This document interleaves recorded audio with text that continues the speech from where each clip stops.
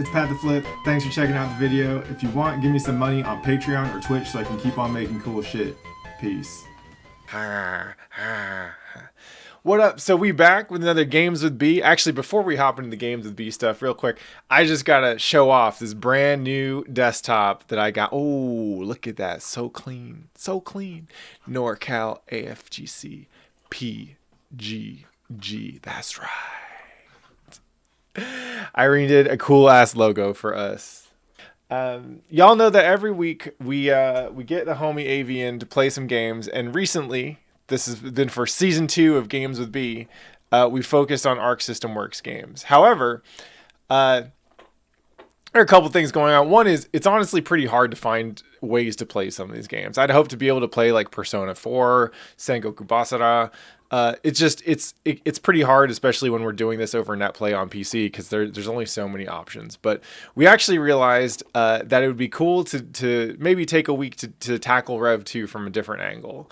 And that is actually as players. So mostly we've been going through the games, talking about the experience of playing these different games, highlighting different aspects of whatever insights we can extract about their production, their development. And that's always been a ton of fun, and I'm sure we'll continue that.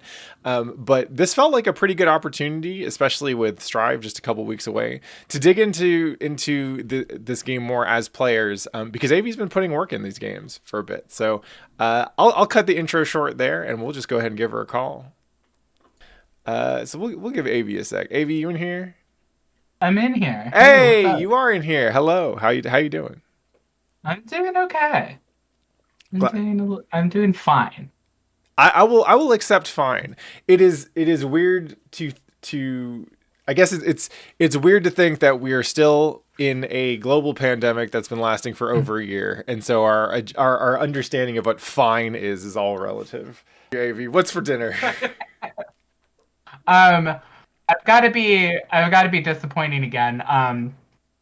It is more ready-to-eat food from Trader Joe's. This time it was chicken salad wrap that, I'm not gonna lie, was not feeling it. Yeah, it's important to acknowledge that sometimes you eat a meal and you're just like, man, that sucked. Yeah, it was just like, mediocre. Yeah. I remember the first time I watched a movie in a movie theater and realized that you could not like a movie that you watched. Like for like up until I was like 12 or 13, I was like, I don't get what the big deal is about movie critics, because whenever I go into a movie and they come out, I feel like I had a good time, and movies are amazing. And then I don't actually remember which movie it was, but I remember walking out of a movie and just thinking, man, I didn't like that. The heck? Isn't it amazing how like kids really will accept quite a lot? Mm-hmm.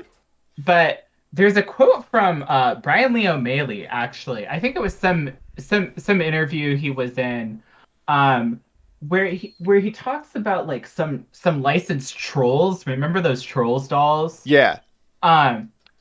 He talks about playing some game on his computer. Okay. And how he was like, this game is just fucking terrible. Mm-hmm. It's absolutely awful. But he was young enough when he played it that he was like, I completely accept this as a legitimate experience, and other world to explore. And relatedly, I was having a conversation with some friends today about like why like Zoomers still like Sonic the Hedgehog. Mm-hmm.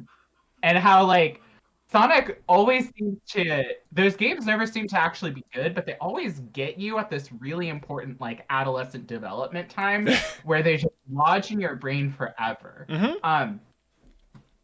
And even if it's not like a very good game, it's just like it's this experience that you have and you like internalize, and it's there. And Yep. It stays with you. Even when you like outgrow that taste, you can't like even really quite go back to it anymore.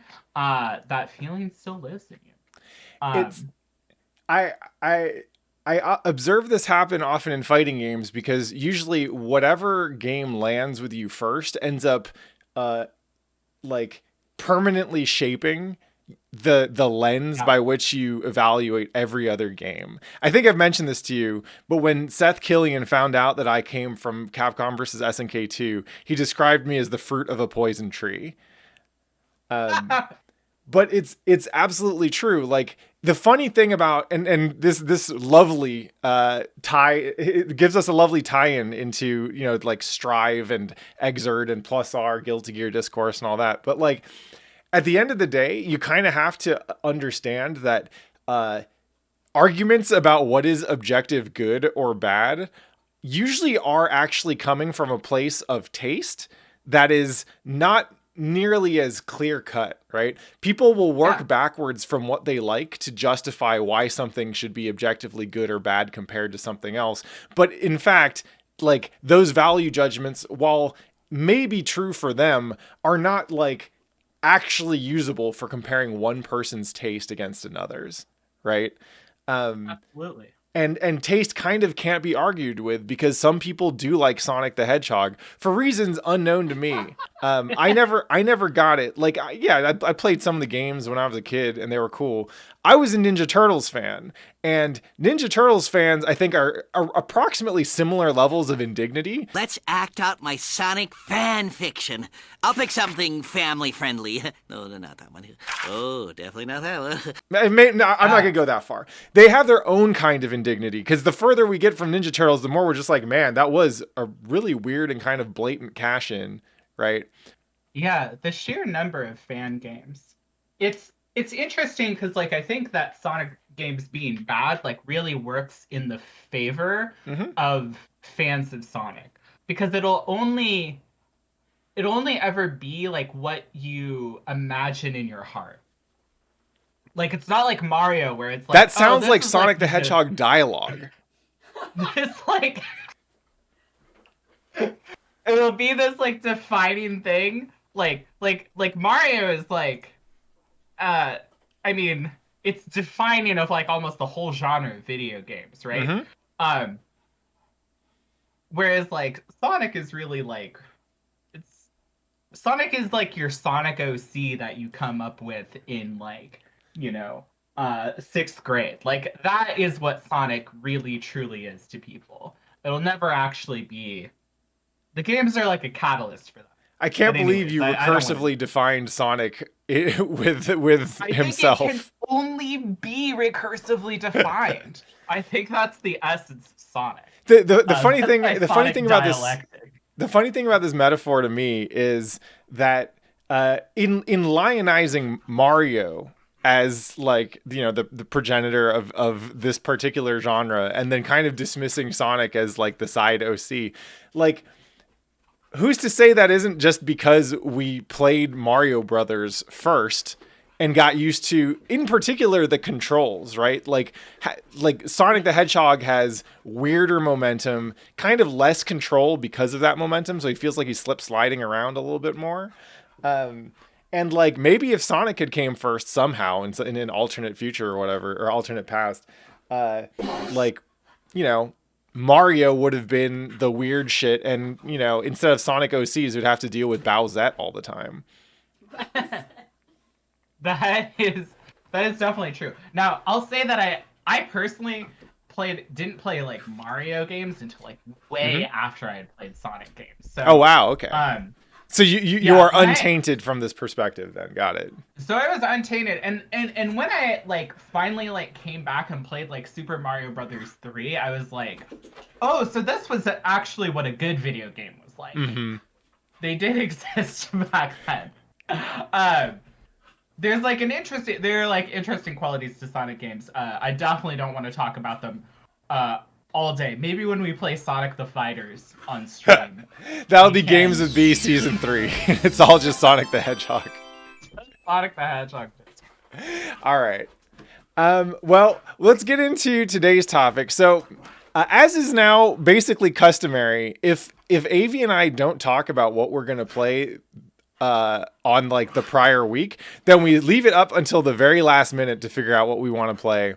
And today we actually settled on not trying to play Persona 4 Ultimax on Parsec with a janky ass emulator, and instead actually sit down and play some Rev 2, which I feel like is great for a couple of reasons. One, we tried to play Rev 2 yesterday or last week and kind of failed after failing to play Strive. That really was a dismal day for Guilty Gear, I think, in general. But two, you were one of the first guests that I ever had on this stream. Actually, in 2 incarnations of the stream. One was when I interviewed you about a lot of your work earlier on. That was, God, like 5 years ago or something. But then, like, I think it was like 2 or 3 years ago where I showed you how to play Eno. Yeah. And now we're here, and we're going to play some Guilty Gear. So did you want to, like... One of the things that we had talked about was, like, you know, watching some replays or something. I don't know if you have an easy way of conveying those replays, but we could do that, or we could just sit down and play, whatever you prefer.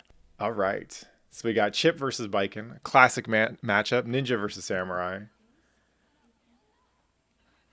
And we're going to watch this from Aevee's perspective. Oh, immediately eating that JD. Okay, holding some corner pressure.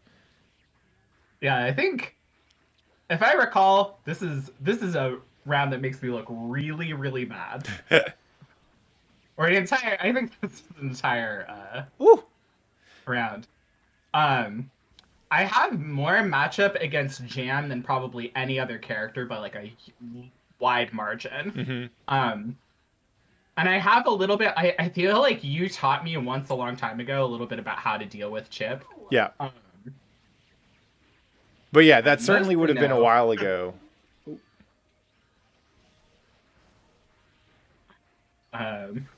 Yes, the Aevee special. I mean, so I will say Wake Up Super with Baiken it's a legitimate use of her meter. Oh really? Yeah, okay. that super's pretty good. She doesn't like her main reversal option is Azami. And that super is nice and fast and kind of hard to punish, so it's worth keeping on deck as like a real ass option. Oh, okay. Yeah, I think I wasn't quite sure if I was just getting away with murder, because you know. Yeah, and the answer with that kind of things is always it depends, right? Mm-hmm. Like wake up super is never off the table, you know. But you need to like the responsible wake up super. I guess the way this usually works is the first time like. The newbie wakes up with super because it's an invincible option and they know their opponent's trying to attack. The mid-level player never wakes up with super because they know that there are better options and they know that it's not worth the risk, right? And then the advanced player is like, I'm not going to do, you know, any wake up reversals so that when I do a wake up super, it is almost certainly going to work, right? And that's why, like, when I do Wake Up Super in Wednesday Night Fights, for example, I usually do it when I have a pretty significant lead, enough meter to make it safe. I know it's going to kill, and I haven't done a Wake Up reversal that entire set. And that's why mine will work more often. Even then, I'm not necessarily going to do it against everybody, but that's why mine will work more often than against other players. I block a lot more than most chip players, in part so I can get away with that kind of stuff. Actually, can we watch that one again? Oh yeah, sure. I like the way that you phrased it. It's almost like talking about like how the super is really different in context. Like, we're not like what's the way to describe this? It's actually like, pause the replay real quick. Just there we go. Finish your thought. Oh, we're just like we're talking about like the same super, right? And like even in the same circumstances, but the context around it is like very, very different. Exactly. Like, I noticed that I do it. I'm at the point where people are like calling me out on doing the wake up super. So I'm like learning to kind of like think about it and modulate it a little bit more. I'm learning it through like having people starting to blow me up for it. Anyways. Yeah, and that's exactly it, right? Like, this is one of the reasons, by the way, this is an excellent frame that we paused on. Chip just looks, he actually looks like he's about to try and save Baiken from falling. But the thing about, so part of this game is learning all your shit and how to do it. And then like when you should do the thing that beats the thing, right? But a lot of this game after that is about learning the context, right? And the context comes from, like, if you think of each match that you've had with a person as building up this like conversational history, the context comes from that conversational history. One of the things, it was early on. I was net playing with someone on stream. Like, this was like when I just switched to streaming on PC. I forget who it was, but this was when I was doing like one-on-one training, and I just had like an open doc that people could sign up for to do one-on-one training. And I started counting every time this one player did a wake up DP, and it said it actually he said it made him a little bit nervous. Oh wow. No, I don't think it was Kyan. It was somebody else. Oh, no, you roasted. But the thing is that if you got a goldfish brain on this game, right? If all you can remember is like the last 2 or 3 seconds of gameplay, then you will completely miss that context, and because of that, you'll end up behaving in generally pretty predictable patterns because you're not letting the context inform what you're going to do next, right? And no, totally. Part of understanding, hey, is this thing a good idea or not, is understanding, hey, what have I done in this game so far, in this set so far, to influence what the other person thinks is a good idea or not. This comes up with Chip a lot because he has a lot of really powerful tools that work great if the opponent isn't expecting it. Right. And the moment they are expecting it, he gets fucked. This is teleport. This is alpha blade. This is gamma blade. This is leaf grab. This is the overhead kick, right? Even JD. All of these are really powerful tools as long as I can get you to think about something else. And so for me, a lot of what I have to do as Chip is be really intelligent and deliberate about how I rotate my options so that each option can be the most powerful at the right time. A good example of this is leaf grab. Yeah. Noah probably uses leaf grab a lot, or at least they used to. And that works until it doesn't. Once it stops working, then the trick is to figure out how little you can use leaf grab and save it for only the times where you really need to use it so it'll work more often.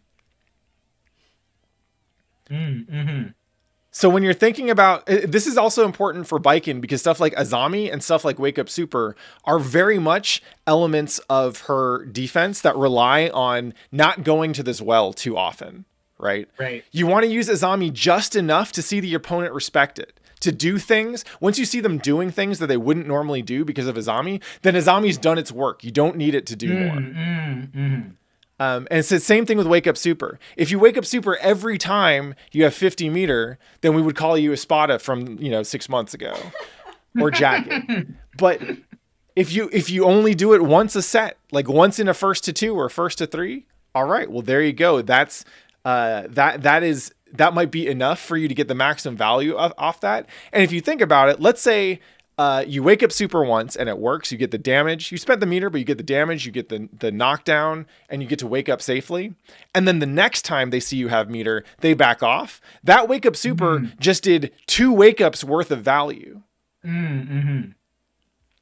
HypedForSlicedBread, an excellent SoCal Baiken player, says, I find Azamiing just once in neutral to be enough. You establish the idea real fast off a Sakura counter hit combo. And that's I completely believe you, especially if you're playing against a player who is good enough to count how many times you're using Azami or quick enough to pick up on what you're talking about, right? And Aevee, I think, is not yet at the level where you're playing against people who can consistently do this. Right.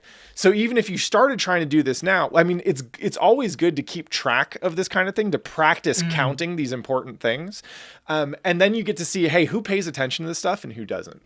Anyway, that was a lot. Let's go. Let's keep watching this replay. Yeah, I definitely notice that, like, especially sometimes when I like Azami really badly, that it's like, oh, I could have like established this moment, but I've kind of like I've lost their respect of my Azami by like doing it at bad moments. But I also actually have really noticed exactly what they're talking about. Yeah. Like when I first started playing Baiken, I'm like I think about it less because she's a little bit less like completely new to me. But in the beginning, I did actually notice like the first time that I like showed that I was not only playing Baiken, but I did know what a zombie was, Mhm. that it did actually start freaking people out a little, and that their approaches changed really considerably. I mean, yeah, Especially when they weren't used to playing me or Baiken at all. that's right. Because as one of the benefits that you get of being an attacker in a fighting game, especially one like Guilty Gear, is when you make contact, you get to keep pressing buttons. And a zombie kind of breaks that, which is really jarring at a level that like asks people to adapt often before they're ready to. Mm-hmm.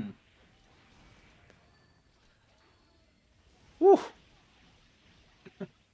And yeah, when it comes to stuff like that Zansei, that's like, I wouldn't beat yourself up about it. I felt like the two of them in a row made the light leave my eyes completely. Yeah. But I didn't feel. I felt like I did a pretty good show up until that moment. Yeah, absolutely.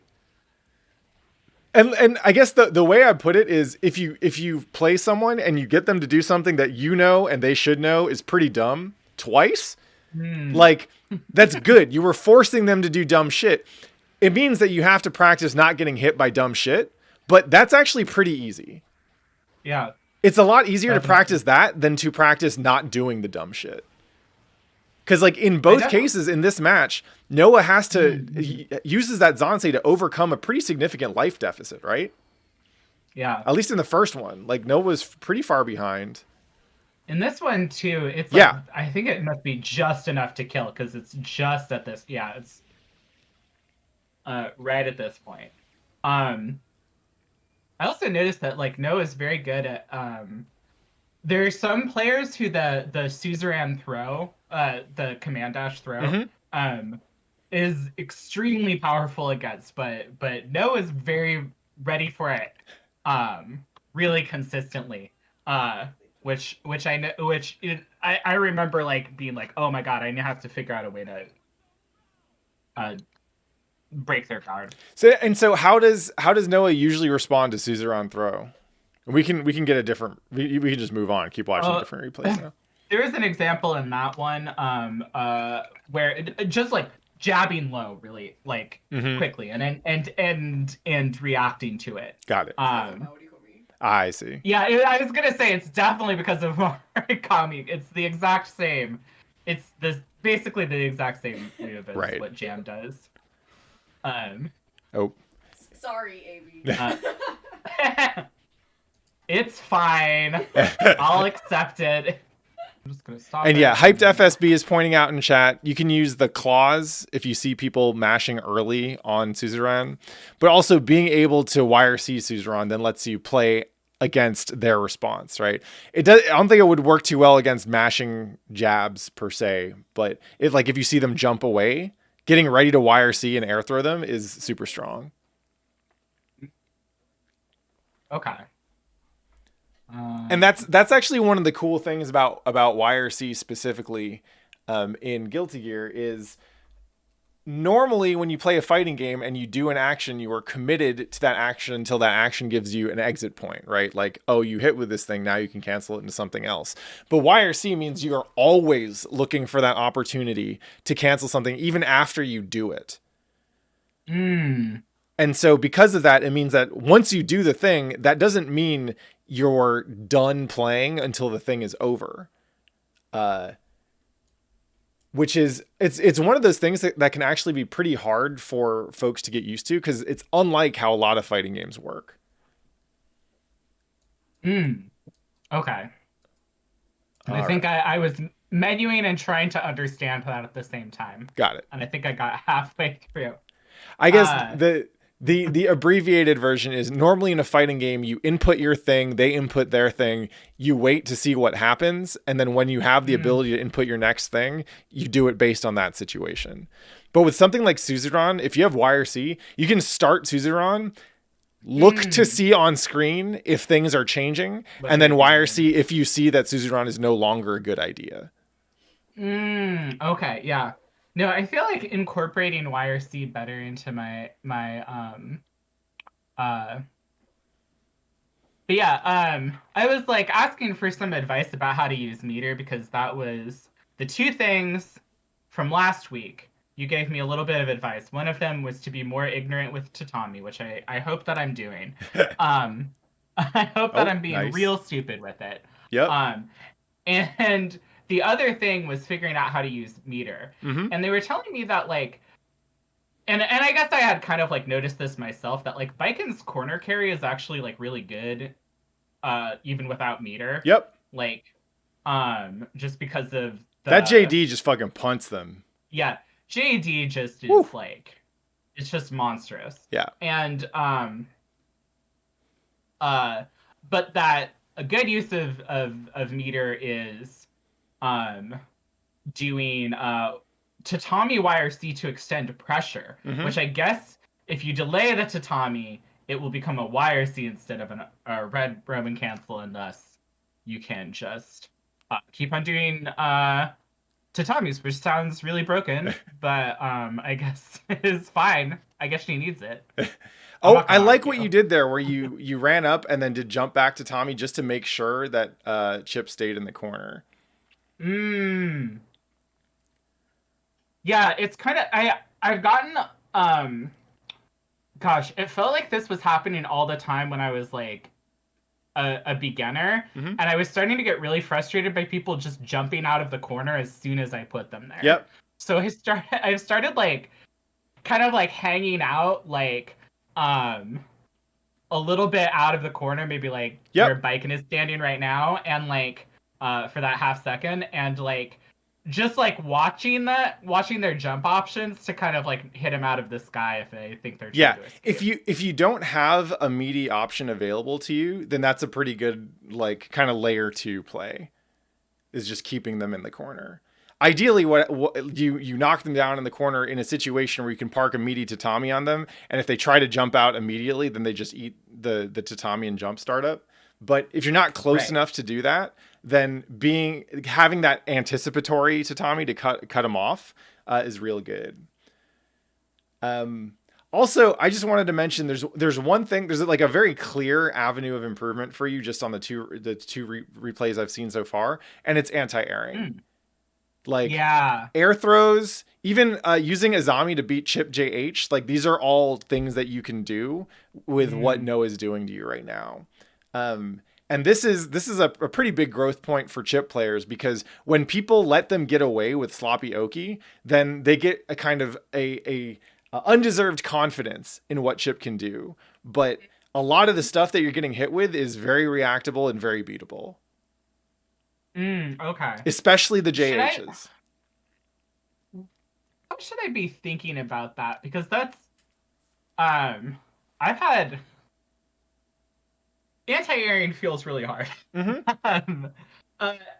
Where is a good way to start thinking about how to do that? Sure. Like I'm saying that partially because I've like spent some time like, and it's been a while, but sometimes I'll like spend some time trying to like practice anti-airing in a vacuum, and then it just doesn't happen. Why don't we actually run back that second replay then? I think there are some matches even within that day of playing where I actually successfully did like a Zami into like her uppercut follow-up. But I don't think that they were very like intentionally considered ones. And I know her like the 6P anti-air hasn't. I've played characters that have so far like, because I was playing Elfelt, so like close slash was her best anti-air.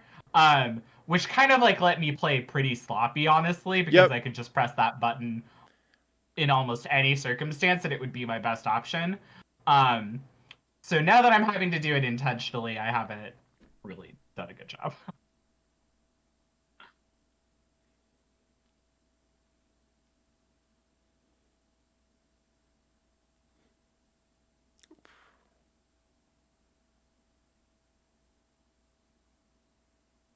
So that right there, that JH you could have Azami'd.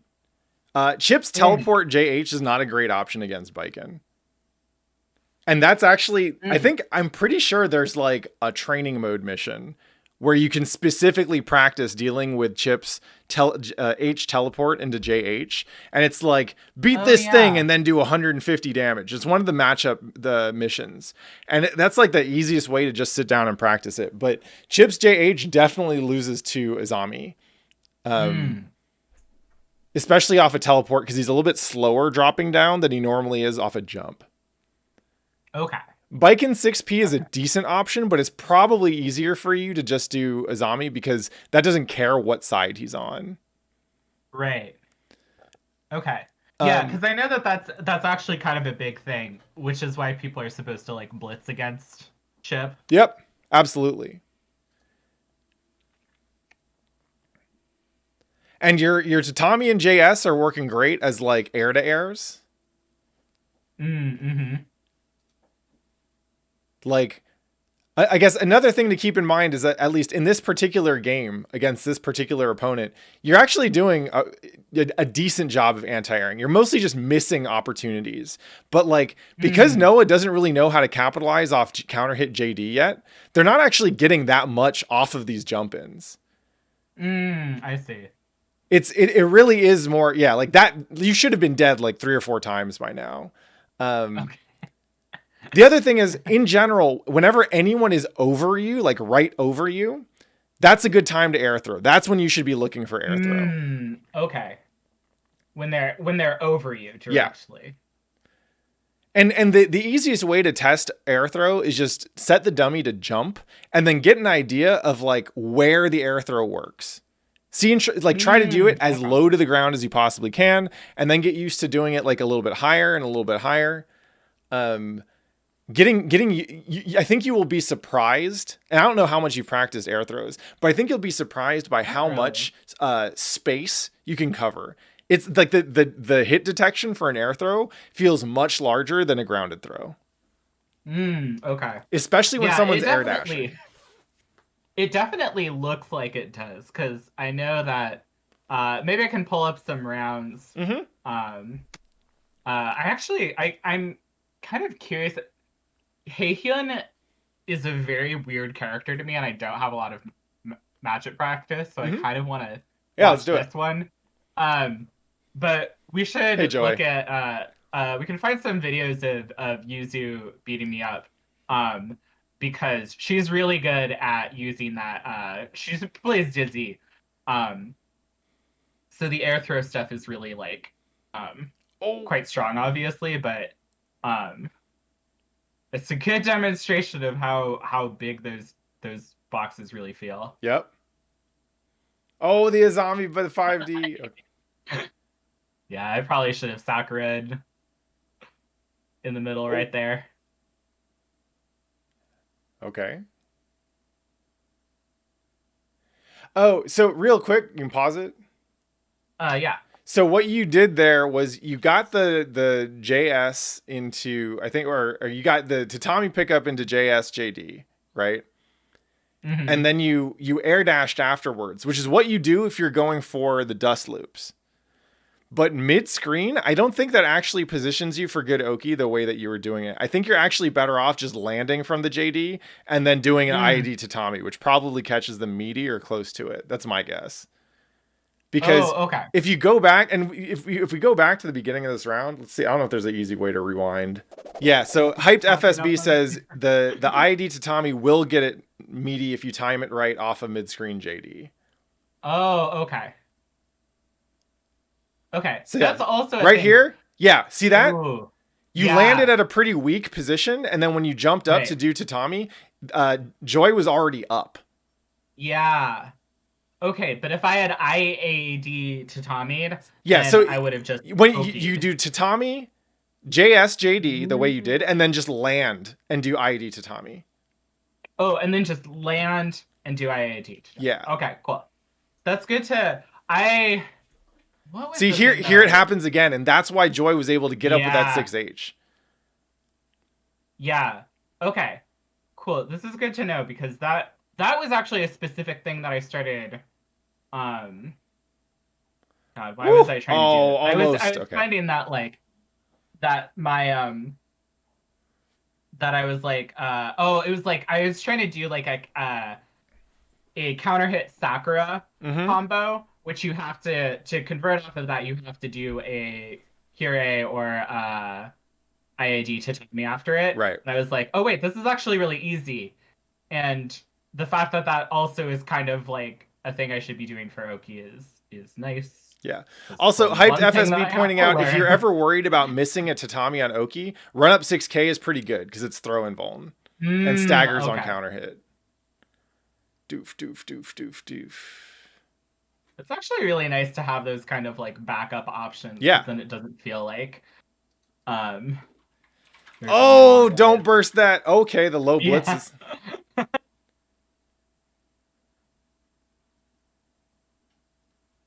Yeah, so that would I have really that worked obviously, but that would have also been a good opportunity to go for the 6k.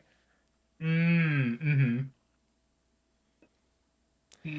And yeah, 6k meaty is good for people who are who are used to doing wake up throw. If you're used to doing wake up throw, 6k will fuck them up. Mm-hmm. Oh, is this like Vault of Glass? Like, isn't that a Destiny thing? I think okay, that must be it. I was like, this is a wild one. I was like really trying to keep her in the corner, but Yep. Dizzy's hard to keep in there. that movement was difficult. But you're doing a good. I like the ranges that you're interacting with. Oh, big hits. Yeah, again, that was a meaty opportunity that you just missed because you went for that air dash. Like patching that up will instantly improve your reliability in mid screen. The which thing specifically? So when you went JSJD and then you did the air dash. Right afterwards. Yeah. Oh, right. Okay. Land IAD to Tommy. Yeah. It's so like what this is the we're upgrading your Baiken, right? We're going from you get mid screen to corner carry, but you're negative to mid screen corner carry, and you got a meaty tatami, right? Mm-hmm. Each of these, every time you give the opponent an opportunity to play the game, an opportunity to do something besides block, like you are fucking up, basically.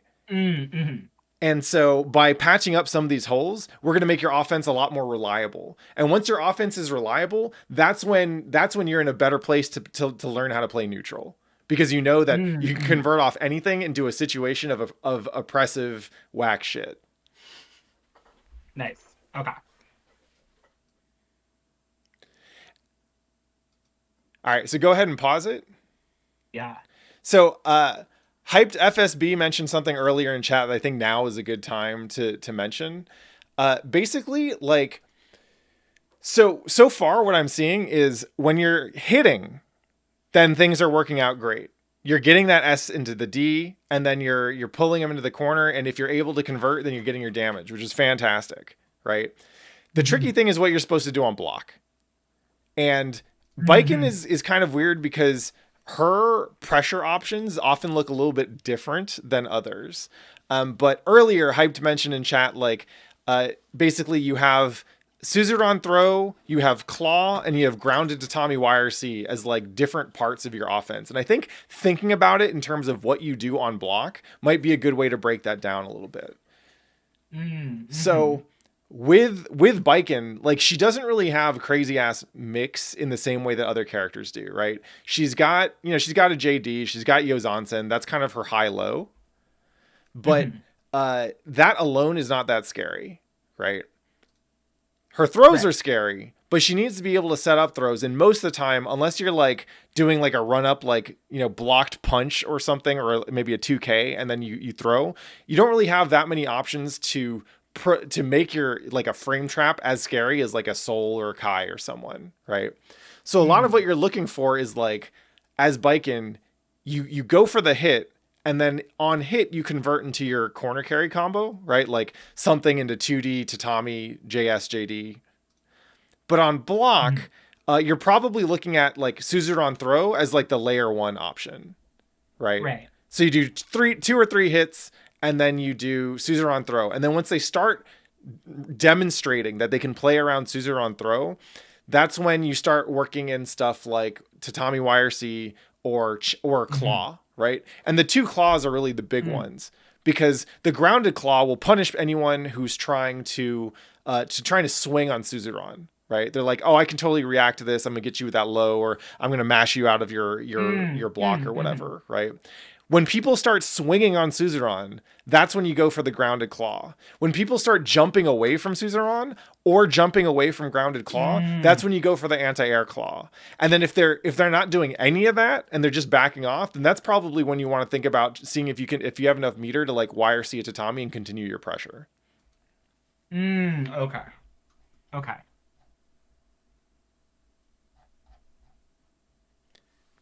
And yeah, it's since you're doing a good job landing hits right now, it's like we're only going to see some of that, but having a game plan in mind for like what you do on block is pretty important, because in Guilty Gear you want to be in the place where if they're blocking you, they're still terrified. Right. No, this is great to hear, because it's like it's it's very helpful to hear it broken down in terms of like, oh, if this, then this. Because a lot of what like you receive when you're like a new player and you're like, okay, like here's all the things that I can do, right? Like here's all the information. Yeah. It's like you can get through their guard using this thing, and you can also do it through this thing, and you can also do it through this thing, and it's like, so then what's the difference between those? Right. And then what I find myself doing, I don't know if other players are like this, but what I personally find myself doing is that I'm like, I guess I'm just going to randomly do one of these 3 things. And that's sometimes I'll do this other thing. And I'm like, I don't really know why I'm doing it, but I just felt like I'd mix it up a little bit. So this is how it comes back to what I was talking about earlier, right? Like if it's random, then you'll have approximately random amounts of success. But if you are doing these things and you're looking to see what they do and comparing that to what they did last time, that's when you know, oh, because they did this thing last time, next time I'm in the situation, I'm going to do the thing that beats that thing, right? It's the pattern recognition. That's what tells you that I should use this or this other thing, right? No, definitely. It's like that is really helpful for understanding like the context between them, which I guess I had like kind of thought about. I was like, oh yeah, if they're like I noticed they're like jumping away, maybe I can grab them with the air kabari. Yeah. Or like they're, if they're like mashing and like I'm really close, then they like beat me out of kabari because there's like a gap or something like that. But if they just sit there, then I can just kabari them, and if they're really antsy with pressing buttons, then I get them in the kabari frame. Right. Exactly.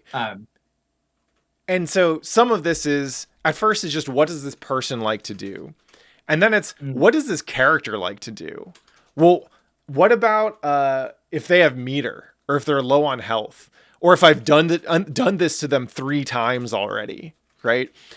Once you have a better understanding of what your options or what your tools are, and you have enough brain space to keep track of these patterns, then you get to develop far and far more specific, like if-then conditions, basically, that help you break the game down into manageable chunks.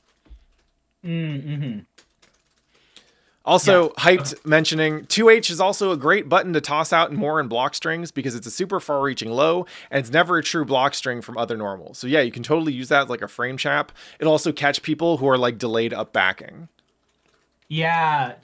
I had been using it like really irresponsibly at the beginning, but I had so I was like, oh god, I gotta like back off on pressing that button because I had been hitting it by like accident all the time, and people had been like punishing it, but I actually was like finding places where I was like, oh wow, this is a really strong button that's really fun to use in certain circumstances, like and like you could sneak under a lot of moves with it. And to be clear, like I love if I'm trying to figure out how to use a tool, the best thing to do is to overuse the shit out of it, and then dial it back from there. Right. There's something that's really fun about like actually I was going to the thing that I was thinking about when you paused it at that moment was how by just like really trying to spam Tatami as much as possible, I'm starting to learn when I'm not supposed to press it. Yep. Because sometimes people will like I think like right before we paused it, Yuzu caught me out of like the startup. You probably couldn't even see it. But I remember I was like, oh, it's like just they were just fast enough and they were just aggressive enough that like my neutral jump tatami actually was punishable in that circumstance, or like I couldn't quite reach there.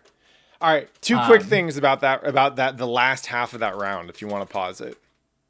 Yeah. One is you did a wake up super, and in the start of that wake up super, Dizzy had already jumped away, right? You were lucky and you didn't get punished because Dizzy missed with the ice spike.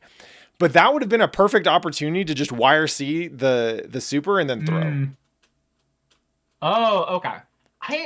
I know that that's possible. Like, what do I need to do to YRC it? Because usually I'm able to like RR or like PRC it. But do you have to like just do it at the very, very beginning? So every move is broken down in terms of like, this is the phase where it's YRCable or PRCable, and then RRC happens on hit.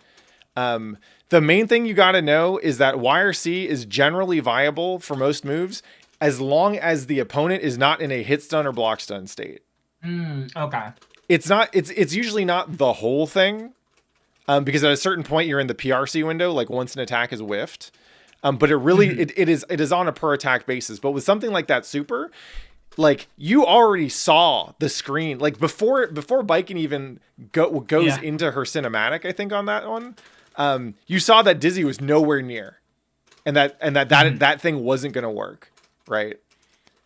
Those are the perfect moments to YRC. When you do something and you're just like, oh, that was a bad idea. Instead of letting yourself be like, oh shit, well maybe they'll fuck it up, just spend the 25 meter. The second thing is both of you bursted at the end of that round.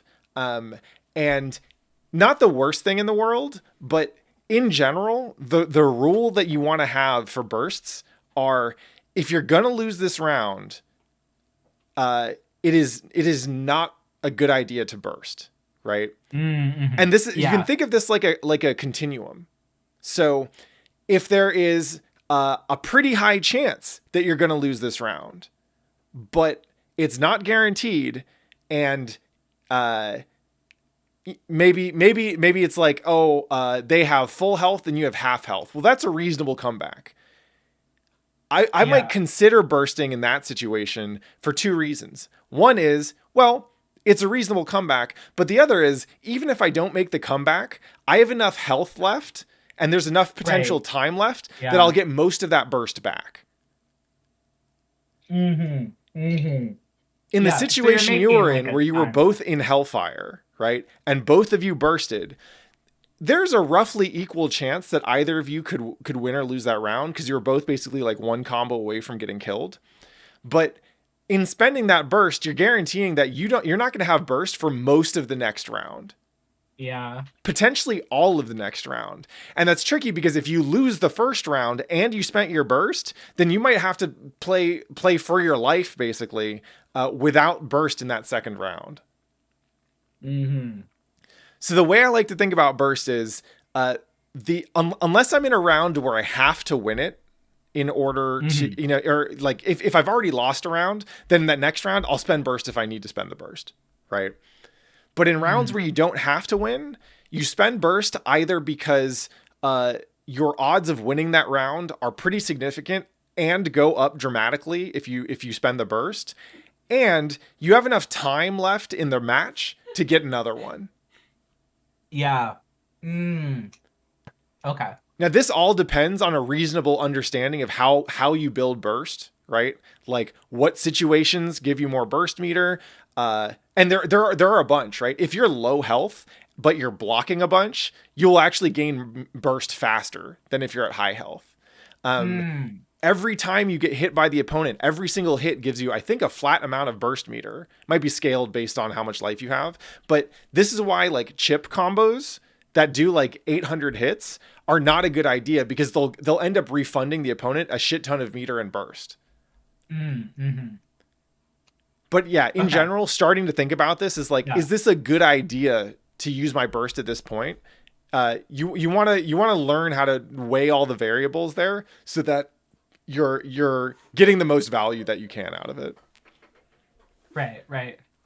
No, that makes a ton of sense. And I've like heard people say that before. In fact, I was even like the super YRC thing. I think I like saw a match where somebody did exactly that. Like, and it was some super high level Baiken player, but I was like, I was really surprised by that, and I've been trying to do it, and I didn't quite know. Yeah, the important thing is not that you're doing it. The important thing is that you're trying to do it. Yeah, definitely. It's one of those things that like cool. This is just before before today's stream, you thought of the Baiken Super as this monolithic thing, right? You do it, you do the input, and then like hit or whiff. Well, that's in God's hands now. Now you're gonna think of it, and you're gonna do that super, and you're gonna go, oh shit. Ideally, before you even do the super, you look at your meter and you're like, oh, I have 75 meter. That means that I can do a wake up super and I can YRC if it doesn't work. That's amazing. And so you're ready to do all that. This is also how I use Zansei a lot of the time. I'll try and use Zansei either because if I throw out a random Zansei, it's because I have enough meter to do shit afterwards.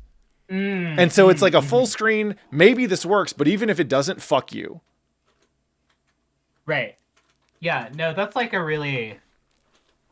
Yeah. No, that makes a ton of sense. All right, let's keep going. I mean, I can see how, like, even just supering with 75 meter, like, increases the dimensionality of it so much.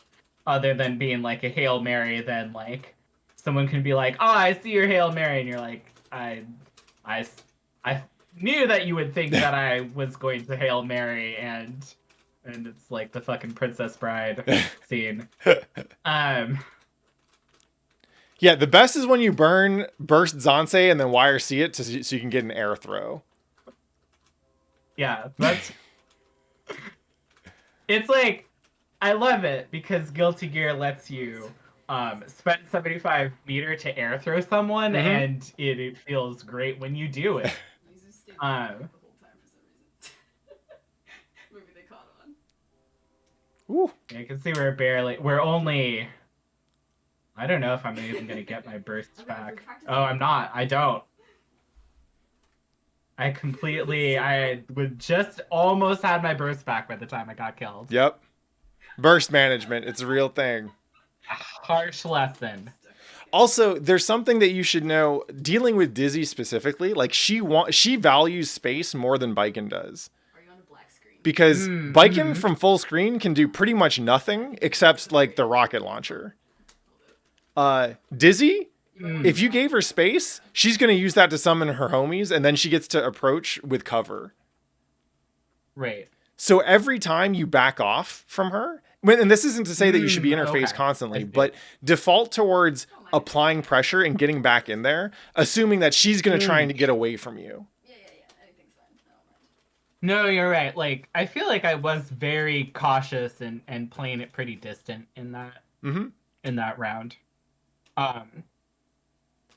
And for Dizzy, it should have been like you're just saying like I should have been more aggressive. Once the confounding factor about Dizzy is that once she gets a summon out, then she can do stuff like jump at you and just block. Right. Yes. Or let the fish take a hit Felt or that. something. Mm-hmm. And so you really have to think about how you play the game differently against her, with summon versus without summon. It's the same thing for me. Like as Chip, teleport is great. Teleport ensures that at any point I can be right on top of her. And I have to use that. I have to use it like it's a boot on her neck, because if I give her the space to work and summon, then now I need to deal with that fish before I get to do anything. Right. Also, Gems is asking, would being in range for Tatami be a general guideline for spacing? HypedFSB probably could tell you better than I can, but the indicator that I would use for Baiken spacing is, are you in IED Tatami range? Mm-hmm. And that's actually it's I guess IED Tatami and Kire Tatami are probably the two most significant ranges that you want to think about, and you want them to be like kind of in that sweet spot or on the tip. You don't want to be too close. Right. No, that makes a lot of sense because you can. I feel like you can interrupt Dizzy pretty solidly. Yeah.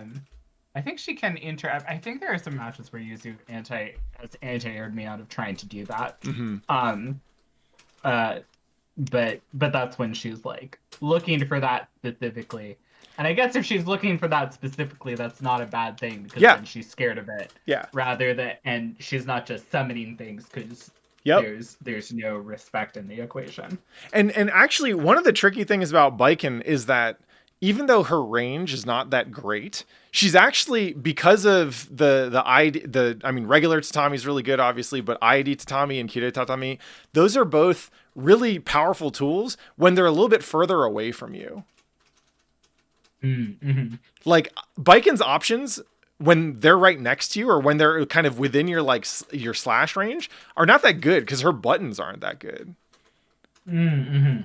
All right. Hyped is saying, in neutral, you only need the Kire or TK Tatami since you want to hit with the tip of it. And Kire Tatami YRC is super strong in neutral. So there you go. Okay, cool.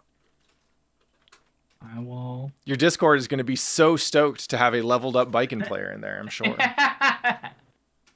Everyone says that they want the matchup knowledge, so... it's my duty to everyone else to become a stronger Baiken. That's exactly the right attitude. You can just tell them, hold that shit. You're doing this for their own good. I was practicing. It's a harsh teacher. What is the use for like TK Tatami? Because I could do that pretty consistently. I wasn't sure like what the purpose of it specifically would be, as opposed to like, I don't know, IAD or backdash tatami. So I couldn't tell you exactly what the difference is between, we're talking like just TK tatami or like TK air dash tatami. Oh, okay. Like I guess so Kire tatami I guess I never see people just do TK tatami. I don't think. What I see is there's the Kire, which is you kind of do TK, the TK input and then finish with the air dash at the very end, versus IED tatami, which is just a very fast instant air dash and then tatami, right? Right. Yeah. And the IED tatami is slower. It's slower and it goes further. I think that lets you cover. I think it covers more distance. You probably get to hit a little bit later with it. But yeah, I'm not as knowledgeable about when to use each specific one. Okay, so Hyped saying IED is just for meaties and combos, and Kire is the neutral tool. It's the neutral tool. Okay. So the extra range is more useful for meaties and combos. Okay. Yeah, that makes sense. Okay. So like if you did a Kire tatami after the mid screen like tatami JSJD, right? You're probably landing too short to really get the maximum value out of it. Right. Yeah. No, I noticed that it was like when I just started practicing it. I'm not even sure why, but I was like, oh, I wonder how the counter hit Sakura, the conversion on it is like IAD tatami, because you do have to go pretty far. Right. Kare tatami is difficult, but I've been practicing it a lot, so I need to start like really trying it. I am too scared to like attempt it in real games, and so I need to get over that, because I think it's hard to apply if you don't even try it. Right. Yeah, you kind of just got to throw that shit out. Although I haven't played Irene in a while. We gotta play. So one of the things that I liked was you did a jump back to Tommy, which I think is a pretty reasonable thing to do against Jam. I find that most of the times jams are very invested in getting in and staying in. And a good check to do against a jam is just see if they're willing to do something like I instant air backdash in and then like charge a card or something. Because there are definitely jams out there that just move forward. They only know how to move forward and only know how to get charges off of knockdowns. And a jam that's willing to move backwards is actually a bit scarier to me. Yeah, no, I would agree, because I kind of expect them to be behaving in a predictable manner. Yeah. I think I managed to get Nick in an earlier round in this set by like holding down a zombie for a ridiculously long amount of time. Nice. So I just that beginning interaction where I just hold it for a million years and get thrown is really funny to me. Yeah. So yeah, I guess the other thing, the one of the things that I would keep in mind if I were playing Baiken, especially after having lost many games to Mystic, is that if you're playing someone whose default like response in neutral is just to chase after you, one of the strongest things you can do is just ID backwards into tatami and get them to run into your tatamis. Yeah. Right? Like if you think of neutral mostly as like, well, your goal is to get them into the corner because that's where your shit does the most damage. And you can do that by hitting them with a tatami. Getting them to chase you is actually a far less risky way to get that first hit. See, look at this. Yeah, they just keep on running into you.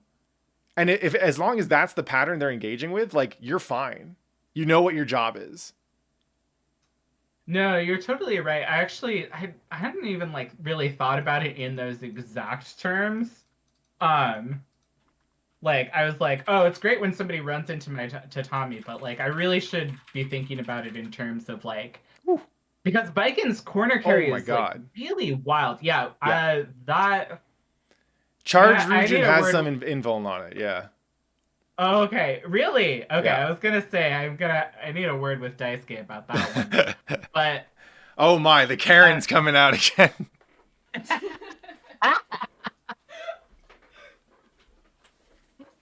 You're just gonna push down your glasses and be like, young man, I'd like to speak to your producer. Much to do. Do the Axel one. Yeah. All right. I know you were ducking that. It's awesome. I've had some like good I've had some good rounds. Even against Gutter Owl. But this was like, this is one of those matchups where I'm like, if I just playing one round against an Axel feels like so difficult, because there's like no time to like remember how this whole video game works. Yep. It's a completely different video game than Guilty Gear. I'm sure. So one thing to keep in mind, Aether Beat saying that dash block is your friend. Yeah, like run up FD and that kind of stuff can help. One thing to keep in mind is like in Guilty Gear, the place on the screen, actually we can pause it next time we get to neutral. Okay, yeah. This will be good. This is actually a really good example. So in Guilty Gear, they're kind of in general there are a couple different ways of getting the hit, right? Your goal in neutral is to get the hit, and if in a knockdown situation or in an Oki situation, your job is to get the hit because your opponent knows they have to defend, but they may not know exactly which way to defend, right? Maybe they blocked high and so you went low, or they blocked low and you went high, or you went for the throw when they were expecting the mid, whatever, right? But in neutral, your job is to hit the opponent when they are also capable of hitting you. And in most cases, that means that where you're aiming is not where their character is right now, but significantly in front of them. Because they're going to be moving forward, and and you're going to be moving forward, right? Like if you imagine the situation where you just got bursted off someone, and so you're kind of back to like, you know, almost like full screen range. you can assume pretty safely that they're going to start moving towards you and you're going to start moving towards them, right? And so the place that you're aiming is not where they're standing when you both understand the situation starts. It's where you think they're going to be. Axel is a weirdo because he doesn't actually move that much. But his chains do extend his hurt box. So when you're approaching from full screen, you're not aiming for Axel. You're aiming for where you think he's going to put out a chain. Okay. And with Baiken, that means stuff like you might do IADJS or JH at a range that would be really dumb for any other character. But with Axel, you stuck that JH out and you fucking counter hit his ass. Or you had the tatami and it actually covered the space in front of him, but because he pressed a button, he gets counter hit. Yes. Okay. That's starting to make sense. I feel like it's the concept of punishing his changes is still really weird to me because of like when. Oh, what? How do I know like. What is this? It's more of like a when situation than a where almost. Because I can see like the chains coming out, but it's like when am I going to be able to hit them without them hitting me? I mean, in most cases, trades will probably work out better for you. Especially if you're swinging with like big buttons, right? But like Axel players want to be hitting clean.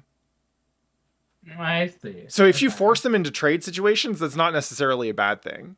Because it means their shit is going to be less reliable, right? Okay.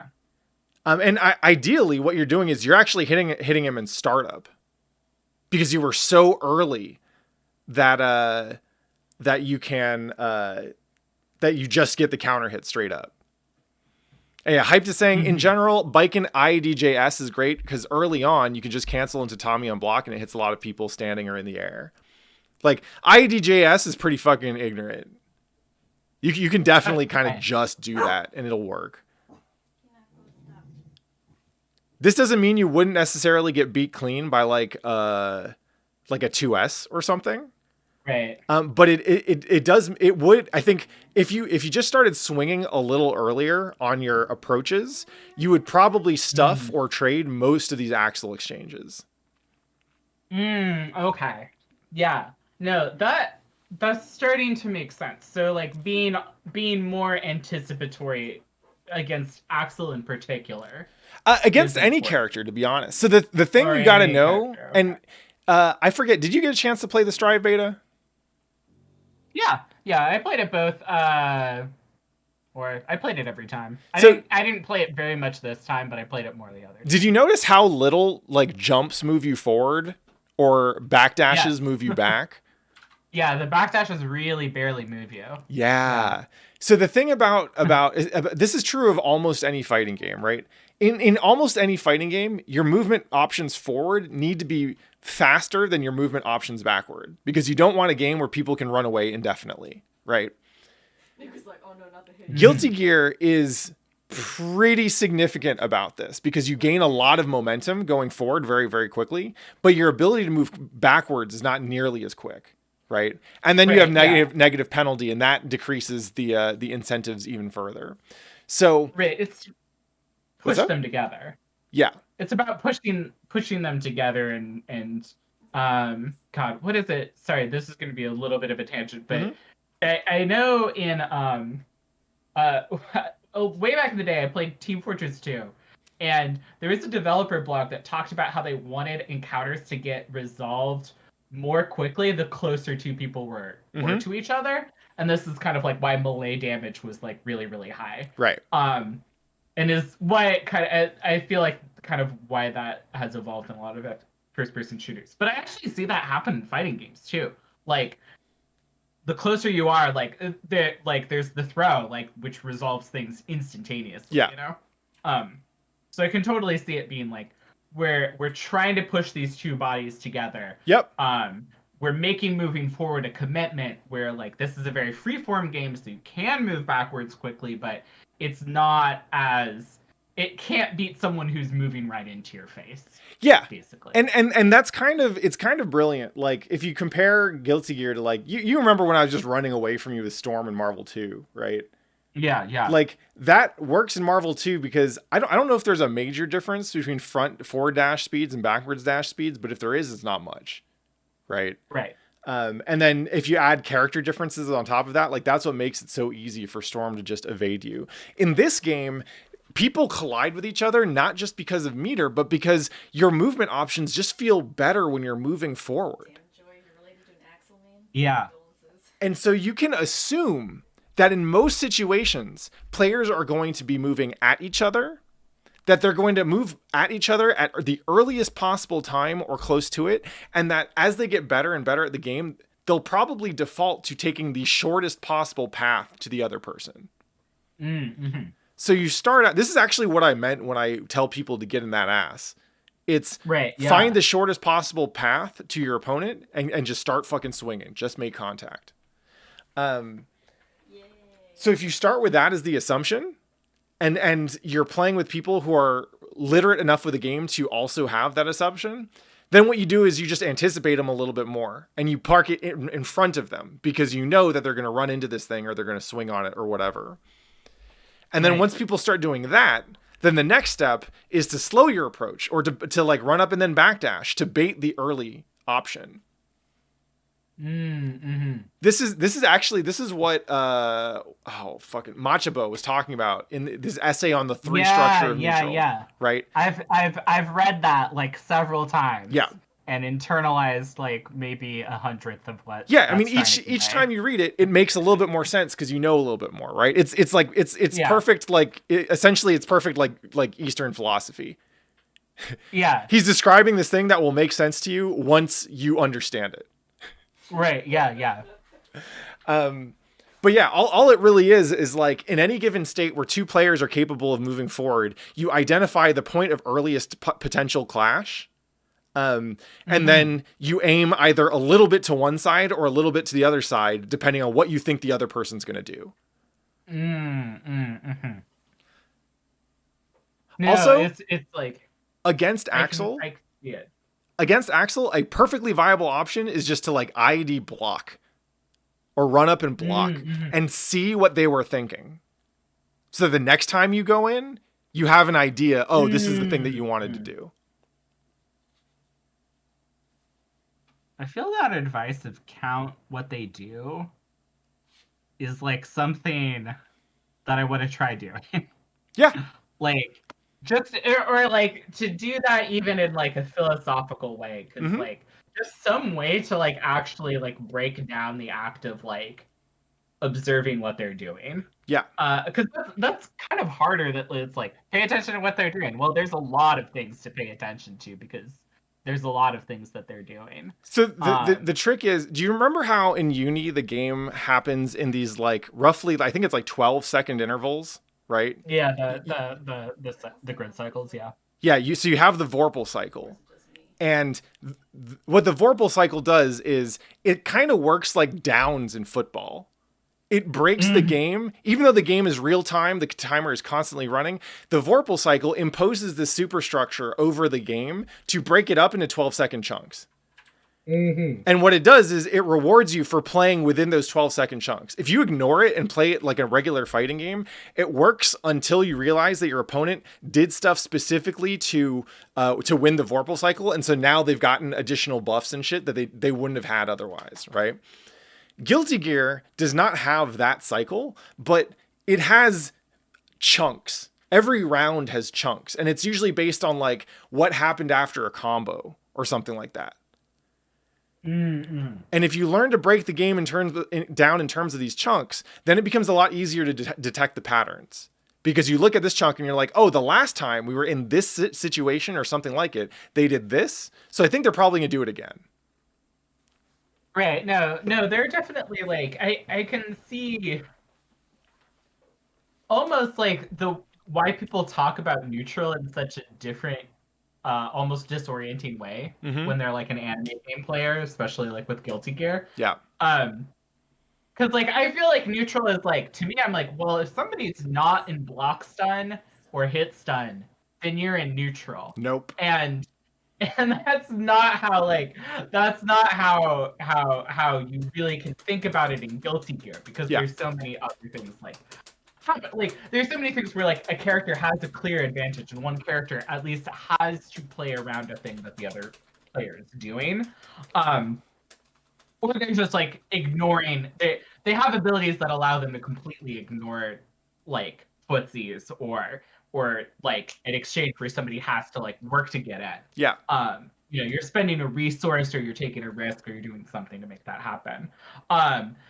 But I can see definitely that it's like when you're in that sort of situation, then like you are responding to their option, and then you either defeat it, you evade it, you like eat a big combo, and then you're like back to a situation where you're dealing with it. Like the situation like where I'm like trying to get in on Axel it's like the game is the match against Axel is broken into the segments where you're either at the very tip of the chain ranges, or you're in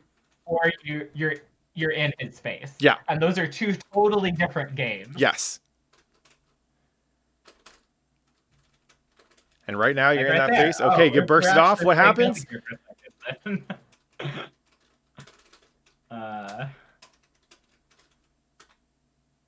Yeah, and so in each of the beginnings of each situation, Gutter Owl is going for an anti-air option because they know that you've been staying in the air the whole time, right? You have approached multiple times from the air just in the last like 3 or 4 chunks. So she's running up with 6K. She's running up with 2S because these are covering the most likely places that you're going to be in the next, 10 frames or whatever. Right. No, that makes sense. I always feel like when I'm playing against Axel that I'm playing like 5 seconds behind what's actually happening. And so here's the thing about Axel is Axel excels at essentially covering that most likely option, right? The way that you play against Axel is in part by choosing the unconventional option or mixing it up, but it's also just by delaying it. Because playing Axel reactively is actually really hard. Most Axels are going to play with anticipation, right? So they're going to slap you out of the air with something. If they can't convert the combo, they're saying, okay, I'm looking at the screen. You're probably going to air tech towards me. And so I'm going to come at you with 2S because if I'm right, I get a combo. If I'm wrong and you air teched away from me, my 2S is going to whiff, but I still have the advantage. We're still in a good position, right? And so what you usually do there is you actually delay your air tech. You get hit. You don't tech at the earliest possible opportunity. You let them whiff a button, and then you tech forward and hit them. Axel has incredible control over space because he has really bad control over time, which is kind of ironic because he's a time traveler. But because all his actions are so committal, he doesn't get to do things like say, I'm going to do this and this and this, right? With Chip, what I can do if you're at full screen is I can go, well, what I'm going to do is I'm going to run up a third of the screen and then I'm going to jump forward. And when I jump forward, I'm going to hit 6KH. And what that'll give me is in case you IED'd at me for some stupid reason, I get the air throw.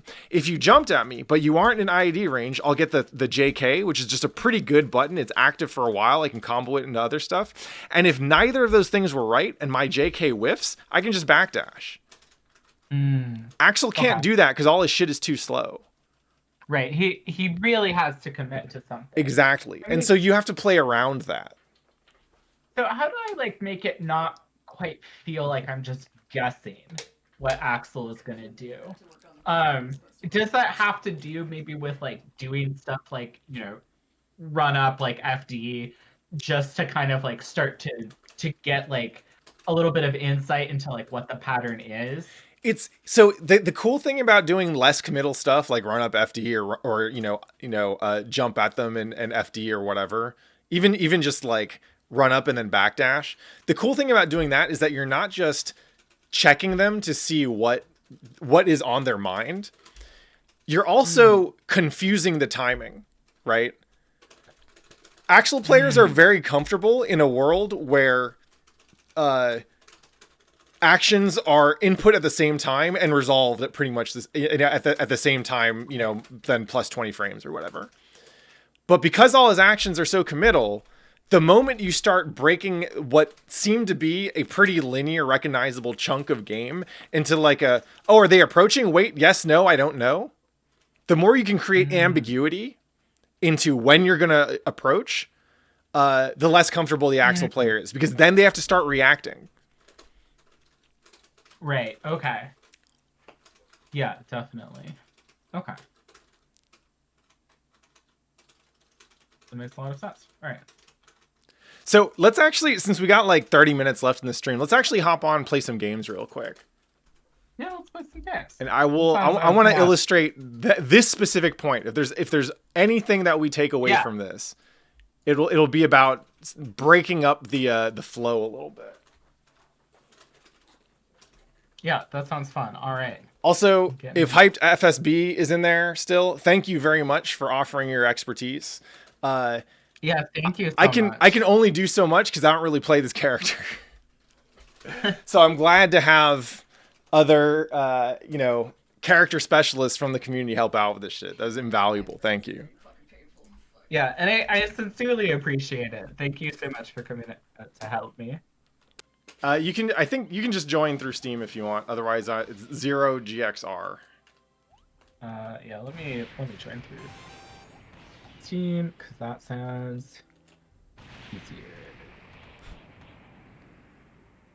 Aevee Bee, I actually disagree with that. I think you can learn from anybody. I've learned plenty of Chip from seeing what Starsky and Onebin and Noah and Olivia and everyone are doing. I have a note on that. Why I formed a Discord is because it's better when beginners teach other beginners. At least for Yeah, it's actually quite. I think that's really true. Yeah. Because like we're not poisoned by being able to say like, oh, you should just IB that. It's like +4 if you do it. Like the worst advice you could possibly give a new player, where like new players. All right. So for this game, I'm just gonna go in and not stop going in. All right.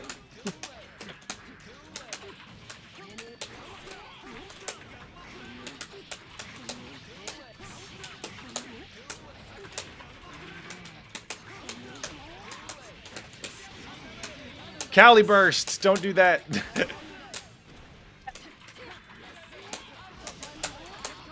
Oh yeah.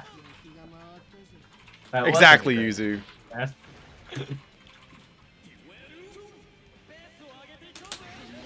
Whoa.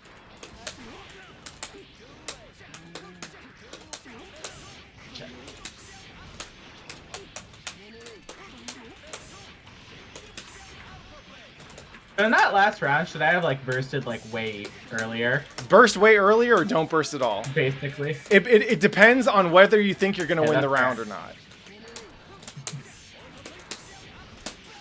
Well, in this context, I feel like... I guess you should burst based on whether you think it will improve your chances of winning that round. All right. All right. Okay. All right. That's a little bit. I'm gonna do another game where all I do is just take the earliest possible point of collision.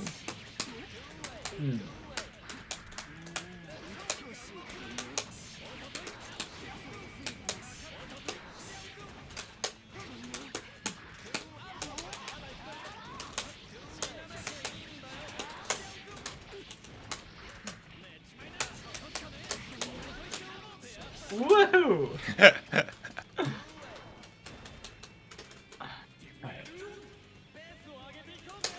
Oh, nice.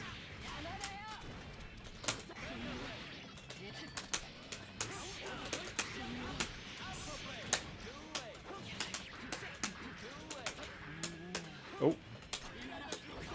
Oh, that hurt.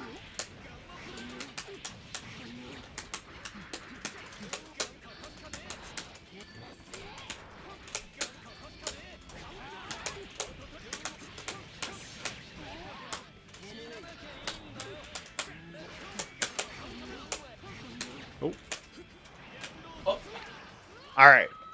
So those last two games, if we went back and watched the replay, what you would see is that pretty much at the earliest possible time or close to it, I had a hitbox on you, right? Mm-hmm. And this is layer 1 for Guilty Gear, right? This is getting that ass. I don't care what I'm doing, as long as I'm doing something that hits you at the first available opportunity, so you have to deal with it, right? You got to play like true neutral for all of maybe like 5 seconds between those two games, because I always had the quickest path to the target, right? Mm-hmm. And the thing about Guilty Gear, so you can go back and watch those replays and you can pretty clearly see where a chunk of game starts and stops, right? Mm-hmm. Because what happens is you get hit, you get knocked down, cool. Whatever just happened, now you're in the knockdown chunk of the game. Did you defend? Yes, no? Well, whatever happens after you defend, successfully or unsuccessfully, that leads to the next knockdown and the next chunk of game, and so on and so on and so on, right? And part of learning Guilty Gear and learning the speed of Guilty Gear is learning how fast things can go. Each of those chunks is broken up by something like a knockdown or a throw, some resolution that leads to a combo that has a clear outcome, right? And at first, learning Guilty Gear is just learning all the different outcomes so that you know what the next situation is and you're ready for it. Mm-hmm. This is the world that Axel players live in most of the time. This is where they're comfortable, okay? Now we're going to play I'll just play another 2 games real quick, where we're going to be a little bit more ambiguous with it. Also, what up, Mauve? Good to see you. So now I'm not taking the fastest path to the target. All right.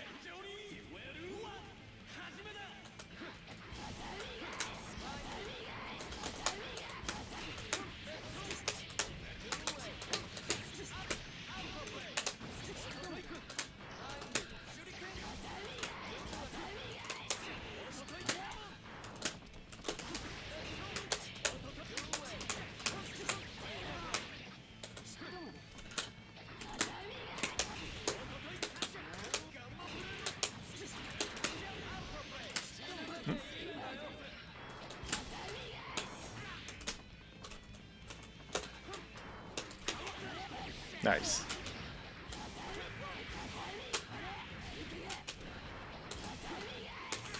Ooh, good.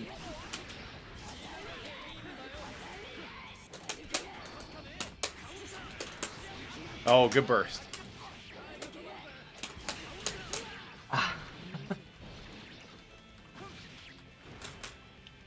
I did think I could win. Yeah, no, that was good.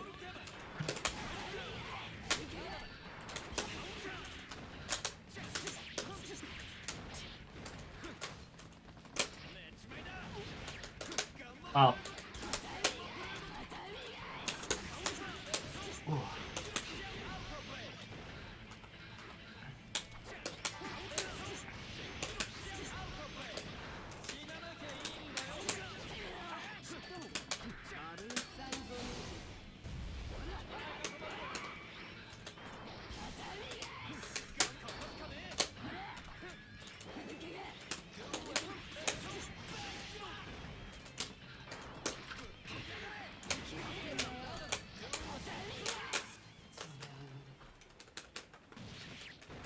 We'll do one more like this real quick.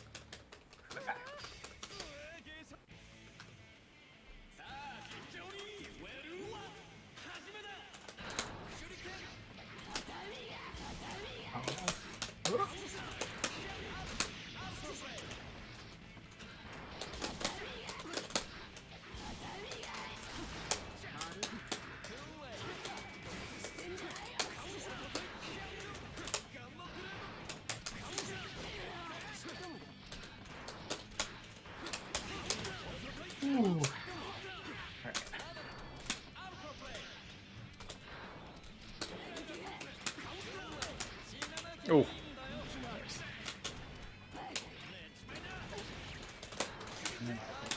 thought I could get it that way.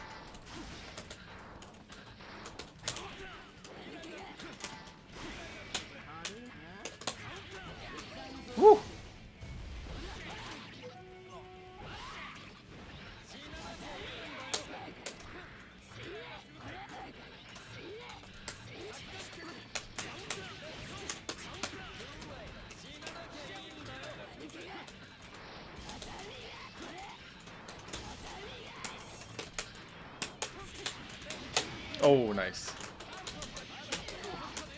Shit. So in those last two games, the difference was, and I don't know how much of this you could feel, but the difference was, I wasn't rushing your shit down, right? Yeah, I was subjecting you to fewer knowledge checks, basically. Mm. And instead of testing you on knowledge checks, do you know what the situation is? Do you know how screwed you are in this position? Do you know what's likely to come next? What I'm doing is I'm running up and I'm just trying to see what you're doing and seeing if you're giving me anything that I could react to. So I'm doing a lot more like, if she's on the ground, do I think I can run up and bait her into running at me? Because if I can, then I can hit her with 2D. And she won't be ready for it because I'm going to swing into where I think she's going to be, right? Mm. And if you're in the air, then I'm like, okay, I'm going to run up at you, but I'm going to stop. And I'm just going to wait here and 6P your ass when you air dash at me. Yes. Right? I did start feeling that hard enough that's why I started actually remembering to FD break at you at like the very end. Exactly. And that's why FD break works.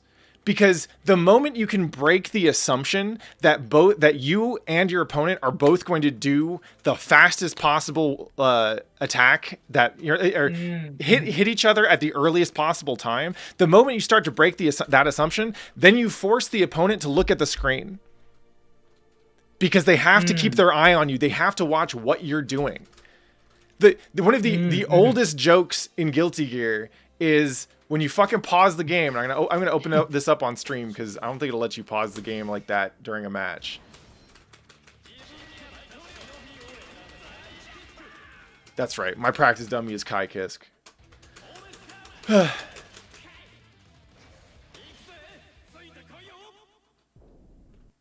So you pause the game, and one of the first things, you have these like helpful questions, these FAQs on the side, right? Useful training. What kind of characters are there? How do I look at the screen? How do I look at the screen? Guilty Gear players are always asking themselves, how do they look at the screen? Because you can actually play a decent chunk of Guilty Gear without having to look at the fucking screen. Once you understand that this game encourages you to find the earliest possible point of clash and swing on it, you don't have to look at the screen anymore. And so when you do shit like run up FD break, you don't even have to run up that far. Just run a little bit in FD break. You get to expose your opponent for not looking at the screen. Fuck this character. The thing about operating as quickly as I did in the first two games is that all of that functions entirely off of an understanding of, I hit this thing, you're knocked down for this long, and so these are my options. Once I get that first hit, I don't need to look at the fucking screen anymore. I'm just going to keep on running my shit. And if you know what's going on, eventually, you'll guess right, or you'll react to something, you'll kill me. But if you can't demonstrate that you can do that, then I'm just going to run over you. Right? Right. Yes. Those latter two games were actually a lot closer because I let you play the game. I didn't subject you to a bunch of knowledge checks. But what I did do was I showed that I was better at looking at the screen. Yeah, definitely. And so you were like reacting very well to everything that I was doing, even though I got more time to like play around. Exactly. And that's because, so I was giving you the space to react, but I was also giving myself, that's what stuff like the teleport in place or run up FD break, that's what that does. Is it gives me space to I have an option on deck. I'm like, you're in the air, so 6P is probably a good thing to think about. But let's wait and see when I should press it. I'm not just swinging blindly here. I'm waiting to see, oh, you did something. Cool. I have all the time in the world to 6P on reaction. It's not a hard read because I didn't run super far. Right? Right. If you are running past the halfway point in the screen, whatever you press at that point, you are probably guessing. But if you are staying on the half of the screen that's closer to you, you have a lot more time to do something reactively instead. And in general, in fighting games, you want to take the reactive option whenever possible because that's going to be higher success than just guessing. Right. I feel like we made a breakthrough today. Wow, I feel my brain it absolutely expanding. I started taking notes. I've got a page of handwritten notes right now. Good. I'm glad the stream will be up so that I can reference it. Yep. And we'll see if Sandwich can get another edit job in this one. It'll be dope. I also like Grand Marchar Kin. Thank you for your compliments on my use of tatami. I showed up and saw many tatamis. 12 out of 10. Good job. Good job. Shout out to Grandma Tarkin. That's what you come to Baiken for. Yeah. Yeah. Thank you, Pat. Thank you so much. I was like, hi. You should just coach me because I just want to learn Baiken better. Yeah. So I'm glad that we ended up doing that for the whole stream. Well, it was awesome to see a significant improvement just in the week since I played you last. So, oh, that's really nice. As long as I have willing students, I'm always happy to teach. And actually, speaking of students, I do see the rest of the Holy Order getting some games in. So, if you're still down to play, you might get more out of testing out some of your newfound concepts on them. Oh, that'd be really cute. Yeah, maybe I'll go over to them and they'll. I hope they won't beat me up too bad for showing. It's okay. When you're trying out new shit, screen. that's the excuse, right? That's the excuse that lets you hold innumerable L's. Oh, I'm working on some new shit today, baby. I'm free as fuck. That's right. All right. Well, we're about on time. I don't know if we have any closing thoughts other than, hey, Guilty Gear is awesome and y'all should play it. Yeah, Guilty Gear is pretty dang cool. Even I can learn how to play it. It is pretty amazing to me to see how far you've come, to be honest. Yeah, I feel pretty impressed, honestly, with myself, if I do say so. Hell yeah. There was like a point where I was like, Pat, I don't really know if I could actually play this game. I know it's like Pat's like, oh, it's the best game, and I'm like, all right, sure. But I really like this game. Yeah. I think it's a pretty good one. It's a really good game. And I learned to like it more the more that I play it. And I am kind of like I am genuinely impressed. I think I'm happy that I had a really good environment to continue sticking with this game, because it certainly did take a while. But I do feel like I've kind of like hit the point that I had always really wanted to reach, where it was like, even if I'm not playing like the real game that is being played in Guilty Gear, I feel like I'm on my feet. Like I feel like I can look at the game and it's not just like endless overwhelming information. Yep. It's like there are like very large high level concepts that feel like that are lifelong learning things, and then there are also like, oh, I'm having problems with this. What I should try and do is do this new, like work on this new thing, and there's like this kind of path forward, rather than just being like, I'm so bad at everything and everything feels that the whole thing feels untenable. Yeah. Which is that, like, I think not necessarily a quality of Guilty Gear, but like a quality of learning, where you really feel like you can't even just do the thing that you want to do on the most basic level. Yep. That is like that first wall that you really have to pass when learning almost any new skill.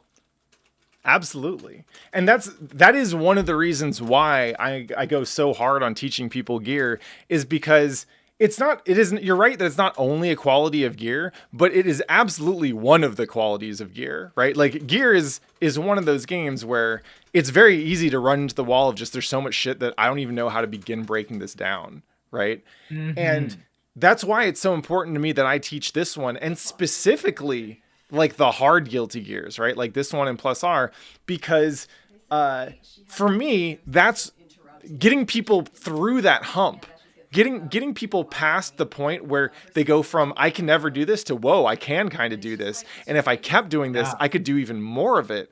to me, that's like mind blowing.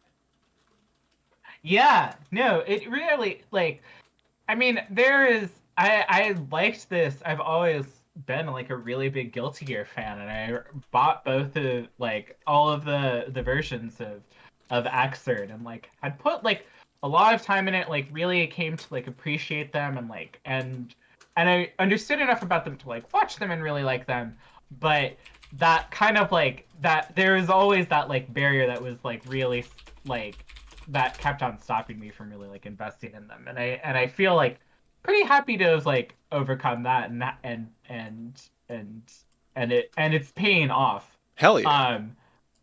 Like, yeah, it feels nice to like to be good enough to know how bad I am. Mm-hmm.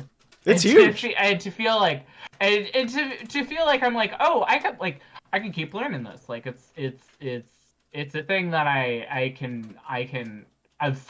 feel like I've fallen into a steady pace with, which is a nice feeling to have with any kind of like sport. Yeah. You could at any moment decide, oh, you know what? Like, I got some downtime. I'm in an airport somewhere and I got 5 hours to kill. Maybe I'll just open up gear and fuck around for a while. That's a thing that you could do. Yeah. And now, actually, I just pulled up the basic session that I ran with you. This is when I was still streaming on PS4 from, it says, it was October 23rd, 2018. Yeah.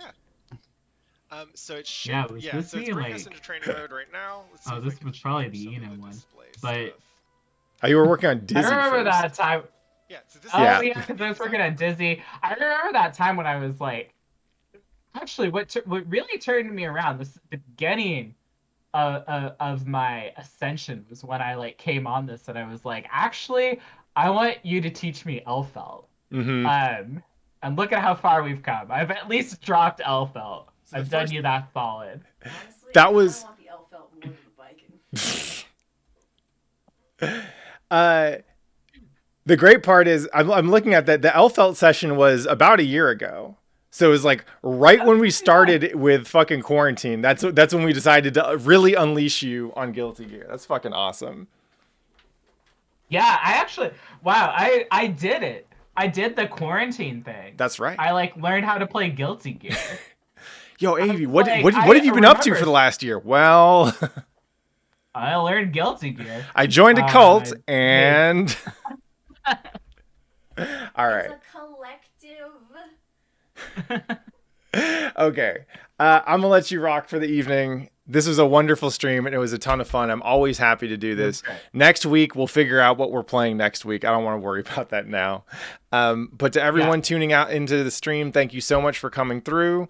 Rowman, thank you for all the links on deck helping Aevee shill that stuff. Aevee, you got anything else you're trying to shout out real quick?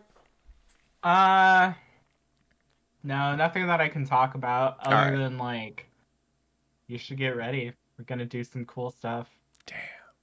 Yeah, Aevee's shouting out that NDA right Yeah. now. That's what's up. Yeah.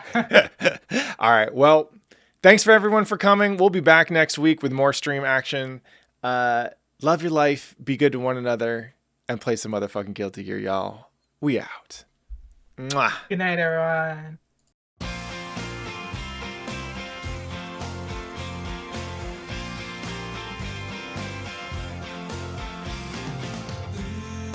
Goodbye, Tuesday train. I'm looking for a milestone, but doesn't seem to be one on these paths. It's far from my home. Goodbye, Wednesday train. I'm looking for a buried mine, but doesn't seem to be one on these paths. It's far from my home. Where can I find you? The train has already gone. Not a big deal, no need to rush. Let's go by Thursday train. この番組はご覧のスポンサーの提供でお送りします。